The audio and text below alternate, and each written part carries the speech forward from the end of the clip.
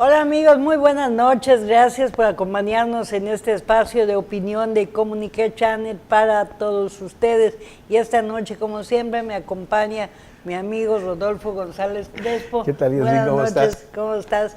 Bien, aquí platicando lo que son las cosas que están pasando en el país y bueno, pues de toda suerte que ya vemos un velado enfrentamiento de los jueces y magistrados del Poder Judicial Federal con el naciente gobierno de Andrés Manuel López Obrador, y realmente esto es peligroso, ¿no? Mira, yo te diría que te voy a dar toda la razón, pero te voy a poner en tres planos, ¿no? El presidente de la República, Andrés Manuel López Obrador, ¿sí?, ha tenido enfrentamientos con diferentes sectores. Número uno, con el sector empresarial por el tema del aeropuerto. Número dos, de Texcoco. por el aeropuerto de Texcoco, ¿no? Que no se ha arreglado, que por no cierto. Exactamente. Porque están que si compran o recompran los bonos y todavía no hay nada. Número dos, enfrentamiento de López Obrador con los gobernadores de la República. Tan es así que se juntaron de varios partidos políticos para ver el tema de los superdelegados. Y número tres, sí, otro frente que tiene abierto el presidente de la República con el Poder Judicial. Entonces yo veo que yo tiene... creo que es el más fuerte, ¿no? Claro. El más delicado, porque el coincido Poder contigo. Judicial Federal viene siendo hoy por hoy, dado cómo quedó el contexto nacional y cómo ganó Morena, el contrapeso necesario para el país, ¿no? Así es. Entonces, fíjate, uno de los tres poderes, ¿sí?, que es el Poder Judicial. Por otro lado, un poder que no es poder, pero tienen una fuerza política muy importante y una legitimidad, como son los gobernadores de la República.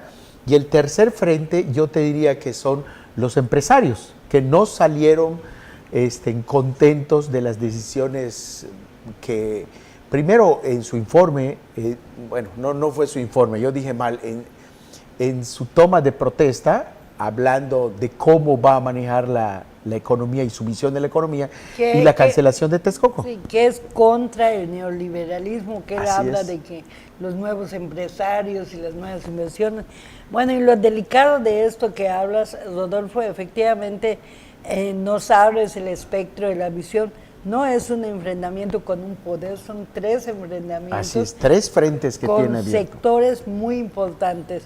En el caso de los gobernadores, primer error desde el punto de vista analítico de poner como superdelegados o coordinadores a quienes fueron candidatos de Morena al gobierno del Estado. Eso naturalmente propicia cierto distanciamiento en relación con estos nuevos funcionarios con cada gobierno del Estado. Fíjate que si coincidimos país... Y de hecho, déjame acoto antes de que continúes, que esta semana, el pasado fin de semana, viernes, hubo un percance porque acudió a una reunión de seguridad en Palacio de Gobierno Joaquín Díaz Mena, el conocido coordinador del gobierno federal de López Obrador, y obviamente el gobernador del estado, Mauricio Vila, que encabezó esta reunión, pues no permitió que ingrese, lo cual habla de que realmente, y luego justificó, dijo, yo no tengo ningún nombramiento ni conocimiento oficial de que este señor sea representante de H o de B. Claro. Esto de alguna manera, pues oficial y formalmente tiene razón de ser, pero también hay que saber leer los entretelones de la política local y bueno, esto no es agradable ni bueno para nadie, el posible enfrentamiento entre ambas figuras, ¿no? Sí, fíjate de que este enfrentamiento, si lo pasamos a un ámbito nacional y hacemos un recuento de la historia, nos daremos cuenta que todos los estados, ¿sí?, que conforman la federación, digamos que la unión de estados, como Yucatán, como Campeche, como Quintana Roo, Veracruz, recordemos la anexión del estado de Chiapas a esta república, ¿no?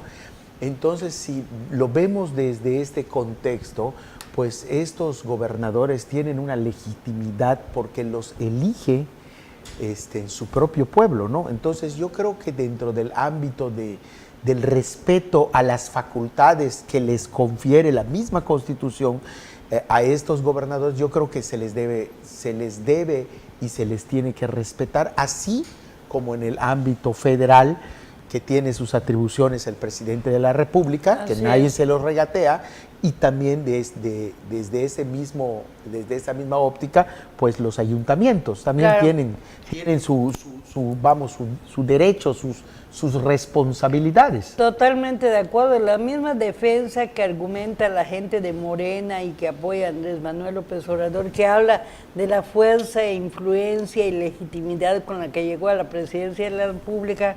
Con ese mismo argumento podemos hablar de cada uno de los gobernadores del país, que independientemente de sus filiaciones políticas, fueron electos por el pueblo. Claro. El caso de Mauricio Vila en Yucatán ganó por una diferencia de más de 40,000 votos, que deja prácticamente contundencia en lo que fue su elección. Por tanto, no es por hablar, nada más por hablar, es de hablar de las cosas que tienen razón.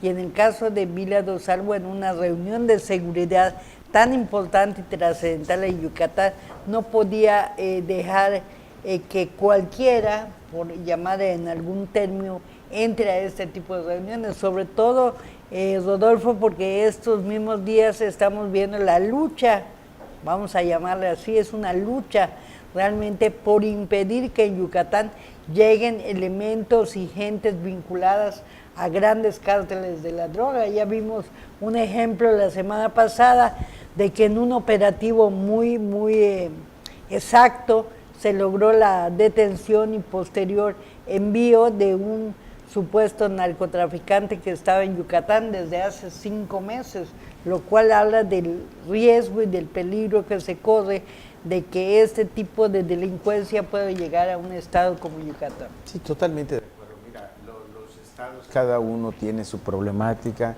Dentro de esa problemática, la naturaleza de estas circunstancias, pues de alguna manera directamente o específicamente es responsabilidad en su mayoría de los gobernadores, así como los municipios del alcalde y de las cosas federales, ¿sí?, del presidente de la República. Estoy de acuerdo que en Yucatán tiene que cuidarse mucho, sobre todo el tema de seguridad. En todo el país tiene que cuidarse el tema de seguridad, ¿no? Y lo que tú decías al inicio, comparto mucho contigo, porque uno de los poderes, que no tiene control el gobierno federal es precisamente el Poder Judicial, porque el presidente de la República controla de alguna manera el legislativo, que es la Cámara de Diputados y la de Senadoras. Tiene mayoría, ¿no? Tiene mayoría y esa mayoría no se ejerce, ¿sí?,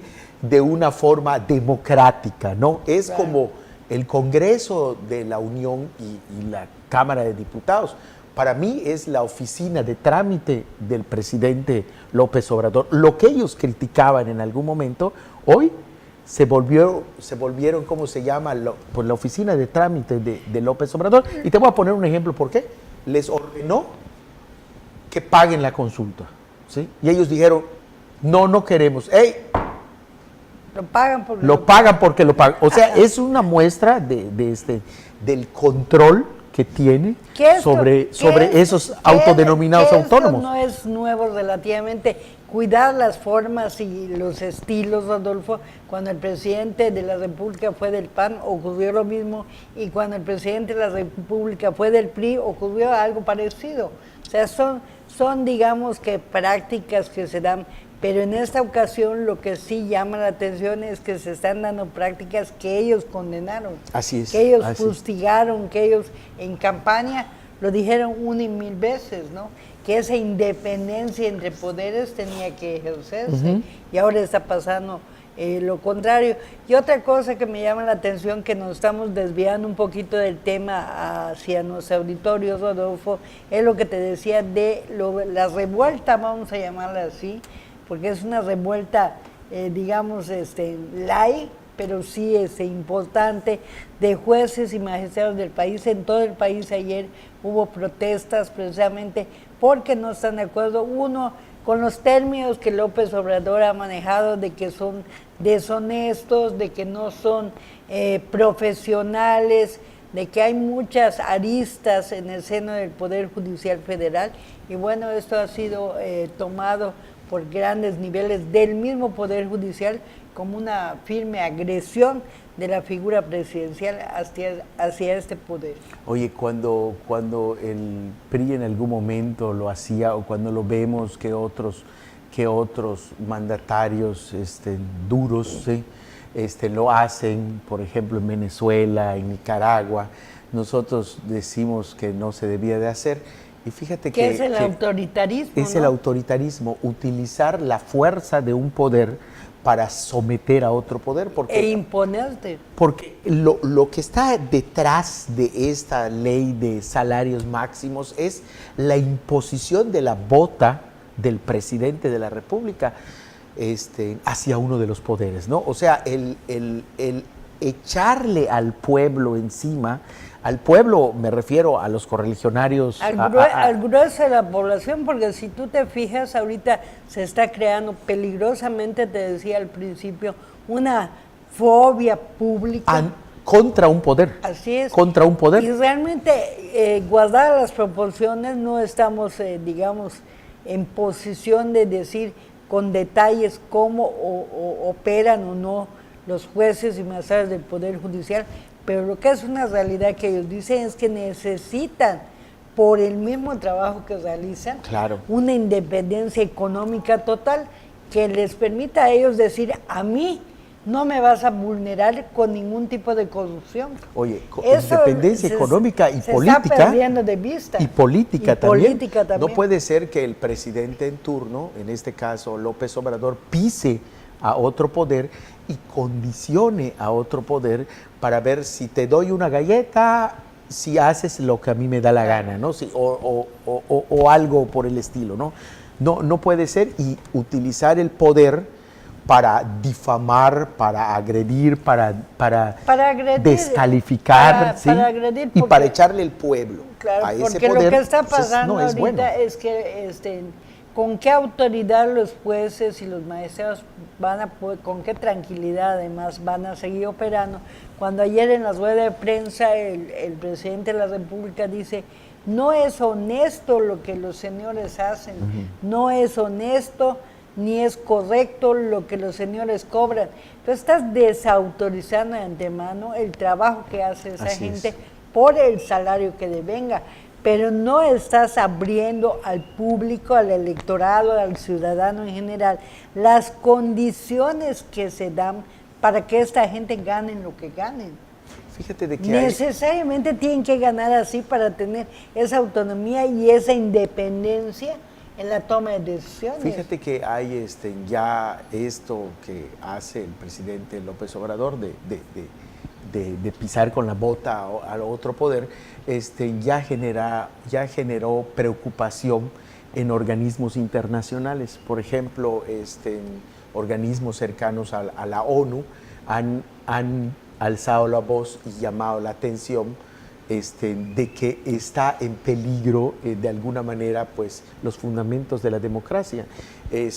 Hace igual 2 días, igual José Waldenberg, si recuerdas, presidente del INE, el IFE. Del IFE, perdón, sí, también levantó la voz de que de alguna manera se vulnera los principios de la democracia, ¿no? De la división de poderes. Y yo creo que esto era de lo que decían los detractores de López Obrador cuando estaban en campaña, ¿no? De alguna manera. Que decían que era un peligro. Que era un peligro. Ricardo Anaya decía esto y y cómo se llama, y al parecer le está dando la razón a Ricardo Anaya. Sí, porque realmente él decía que eran sus detractores y que era gente que estaba en contra de su proyecto de gobierno y que no había, recuerdo que hubo unos promocionales a media campaña, campaña electoral, cuando López Obrador salía a decir, no va a pasar nada, no soy un peligro para México, no se va a caer la bolsa, no voy a cambiar las obras que se está haciendo, no voy a quitar empleos, no voy a... y desafortunadamente está pasando todas esas cosas que decían, están pasando, eso no es bueno y ojalá que no ocurra finalmente porque todos estamos en este país y lo deseable es que estemos bien. Así es, yo creo que algo también que precisamente puede ser igual de malo para los fines como nación es generar estos enfrentamientos, ¿sí? Eso, tratar de imponerte todos esos enfrentamientos que ha tenido el presidente de la República es porque, vamos, utiliza la fuerza contra, por ejemplo, contra un poder, contra los gobernadores, en contra de esto. Yo creo que es un presidente que utiliza la fuerza, vamos, la fuerza política, la fuerza, la rudeza, vaya. Claro, y hay una máxima en la vida, ¿no, mi querido Rodolfo? Tú puedes pelearte con uno o con dos, pero si te peleas con uno, con dos, con tres, con cuatro, con cinco, cuando lleguen y se junten, aguas, porque claro, entonces a ver qué pasaría. Y esos frentes que está abriendo el señor presidente de la República pueden ser muy delicados a mediano plazo. Por ejemplo, el caso de Texcoco, Rodolfo, tú sabes bien que el hecho de cancelar esa obra, al menos públicamente, apareció como un berrinche, ¿no? Como una imposición. Pero a este pueblo nuestro nadie le dijo qué pasaría si se cancela la obra. Y ahora ya se está viendo qué pasaría. Que eso significaría millones de dólares, ni siquiera de pesos, para el gobierno federal del mismo López Obrador, que yo no creo que quiera tener que pagar 6, 12 y 20 mil millones de dólares como, digamos, como fraude o como un Fobaproa. Como una fianza, como una digamos, o como un Fobaproa.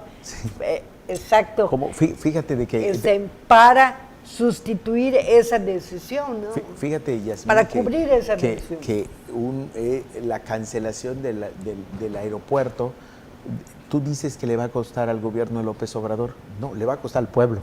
Bueno, sí. Le va a costar al pueblo. Es como el tema del Fobaproa, es su Fobaproa a lo mejor.